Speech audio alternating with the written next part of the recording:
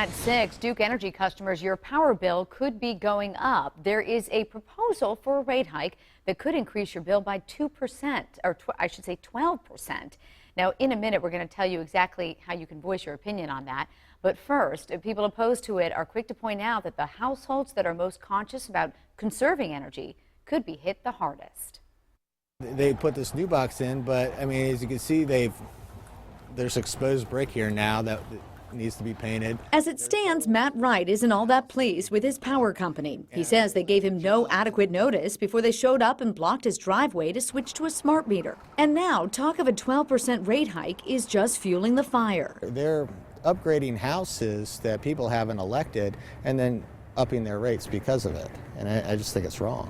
We brought that concern to Duke Energy spokesman Ryan Mosier, who says the smart meter upgrade is just a fraction of what's behind the rate hike request. We've made investments here in the upstate and across South Carolina to include the new combined cycle natural gas plant in Anderson County, which went online last year and is providing efficient, modern electricity. We're also looking at a grid modernization or a grid improvement plan, really 21st century technology that will help us prevent outages and also restore outages more quickly. The last Duke rate hike of 8% took effect in 2014. What's unique about today's is that Duke plans to triple the basic facilities charge, a fixed fee, which would jump from $8.29 to $28 a month. Still, Duke says it's slightly reducing the kilowatt usage rate, so a household that uses 1,000 kilowatt hours monthly would pay $15.57 more a month. Wright worries that leaves families like his that work hard to conserve energy bearing the brunt. Tripling that flat rate, that has nothing to do with how much energy I use.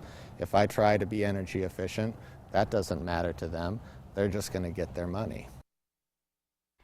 Now, the Public Service Commission of South Carolina is responsible for approving any service rate change request. And there are a series of public meetings coming up in mid-March in Spartanburg, Anderson, and Greenville counties.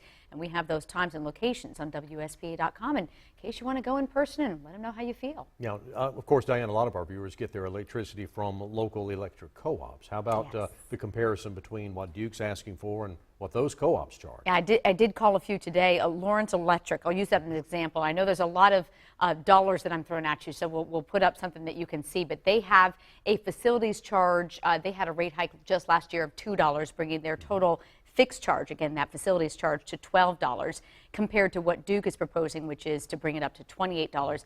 And besides that, it's apples to apples. You've got the same situation with smart meters. They both have installed those. Sure. And the same charge, because I checked on this with the kilowatt, it's about 13 cents, so just to give or take a couple of, change there, but it's really very similar. So all in all, you see a savings in that co-op, and it's a similar story with many of the others. Well, early in the process, we'll see what the PSC says and what folks say at the public hearings. Yeah, you bet.